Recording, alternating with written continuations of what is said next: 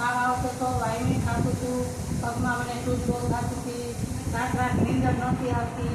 અમદાવાદ કે પછી ત્યાં સુરેન્દ્રનગરમાં મને દાખલ કરતા અઠવાડિયું હતો. અમદાવાદ મને 8 દિવસ આવી. રાજકોટ મને ડોસી દવાખાને લઈ ગયા. અહીંયા આટલા રિપોર્ટ મેં કરાયા. આ રિપોર્ટ તમે જોશો ને, આટલા રિપોર્ટ મેં કરાયા પણ મને આરામ નહોતો મળતો.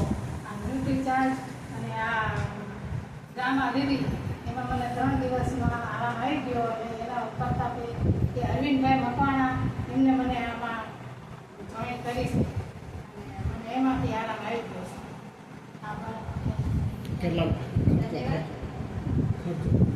ખર્ચો મારે 1.5 લાખનો થયો દવાખાનામાં, પણ 3 મહિનેથી આમાં હું છું એટલે મને નથી 1 રૂપિયાની દવા મેં નથી લીધી. પહેલાં મેં 1.5 લાખ રૂપિયા મેં ભૂલ કરી નાખી કે આમાં મને ખબર નહોતી પડતી અને આવી નહીં.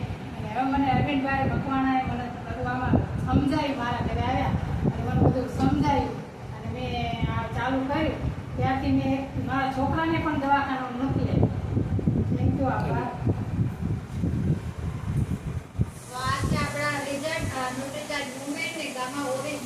જે આજે મુક્તાબેને જે ફેફસાનું જે પાણી થઈ જતું હતું અને ઘણી એવી કહેવાય ને એને દવાઓ કરાય છે છતાં એને ફેર નથી પડ્યો.